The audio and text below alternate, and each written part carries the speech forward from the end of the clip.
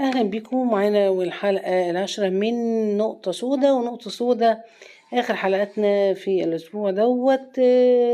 بتبتدي إن كان علي بيكلم اللي هي الأخصائية الاجتماعية، بس بصوت مختلف عشان خاطر ما تعرفوش، وهي طبعا عارفاه يعني.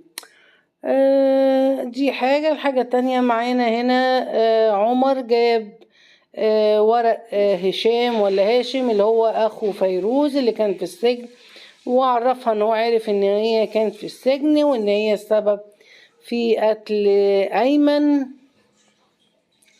وإن هي اتفقت مع أخوها عشان يأجر حد من بره. يعني جاب لها التفاصيل، يعني بالتفصيل الممل هي عملت ايه بالظبط وايه اللي حصل. طبعا في الاخر حاولت ان هي لا انا ما عملتش كده، انا ما اقدرش اعمل كده، وحبت الايه الافلام دي.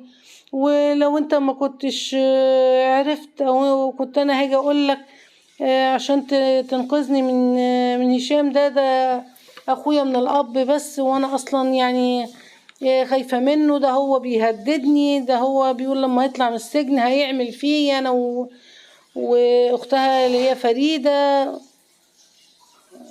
موال كده ملوش اي مصداقية يعني. المهم هنا دوت بيلاقي بنته قاعدة مالك، قالت له انا يعني درست وكان نفسي ان انا بدراستي دي ان انا اساعد الناس، مش اكذب على الناس واخدعهم وغشهم. هي مش مبسوطة باللي هي بتعمله. دي طبعا راحة قالت بقى لاختها، بتقول ايه بقى كده عمر بقى خطر علينا، نعمل ايه بقى؟ الخطر نعمل فيه ايه؟ نقتله، اللي تعرف ديته اقتله. هي عندها شغالة كله قتل، مش عارفة يعني اخرة المسلسل ده هنروح بيه لفين، بس ماشيين معايا. انا بدأت يعني وبدأت معاكم في المسلسل، فماشيين مع بعض للنهاية لما نشوف هنخلص على بعض في المسلسل ده مين رايح فين ومين جاي وكده مع بعضينا. بجد علي انا يعني هو تعبان وكده، بس عايز يتضرب بجد يعني. هو اللي عايز قلمين يفوقوه من الغيبوبه اللي هو فيها. ساعته قال لمراته، قال لها انت ما فيش حاجه مخبيها؟ قالت له ما فيش حاجه مخبيها عليك. قال لها بس انت ما كنتش في قالت له على فكره انا فعلا ما كنتش في المكان اللي قلت لك عليه ده، انا كنت مش عارف بقابل اللي عايز يخطب فريده. لفقت وقالت موضوع تاني خالص ملوش علاقة بالموضوع الأولاني اللي هي قالته. المهم هو كله كذب طبعا. قال لها طب ما قلتليش ليه؟ قالت له عشان يعني ما ضايقكش، وبعدين انت عايز تعرف كل حاجة عن فريدة وانا اعرف حاجة عنك واعرف حاجة عن عيلتكم. قال لها بقى على شوية حاجات. هنا دي بقى بالأول قابلته على البحر عشان يعملوا الجلسة بتاعتهم على البحر.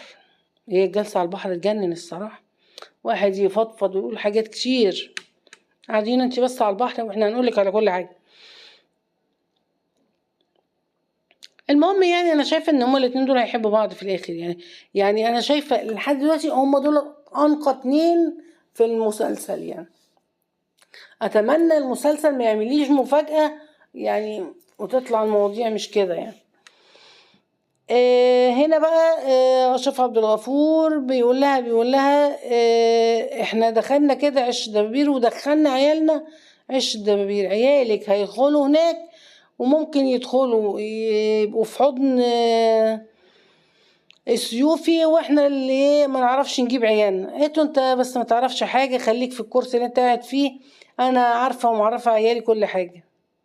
طبعا هو لما قعد مع البت وقالت له الكلمتين دولت فحس كده ان ممكن الدنيا ما تبقاش ماشية تمام يعني.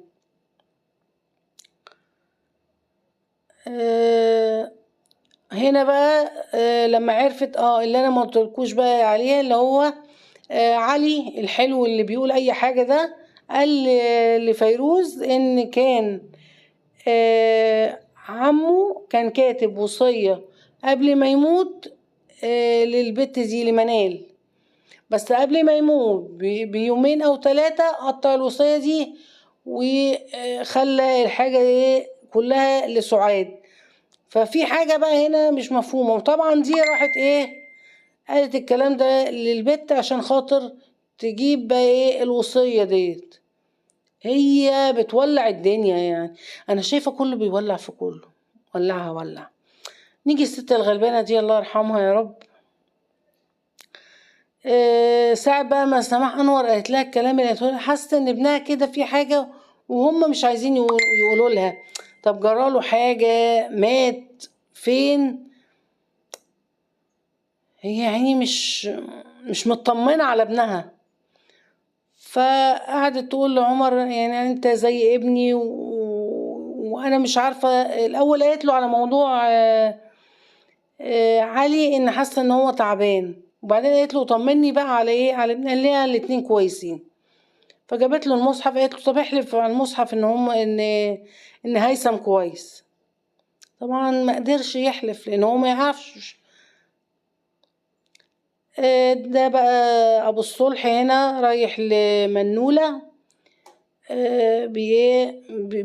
يعني بيرمي عليها العطا ان هو عايزة تحبه عشان تبقى في صباعه كده زي ما بيقولوا بس هي طبعا مش كده يعني.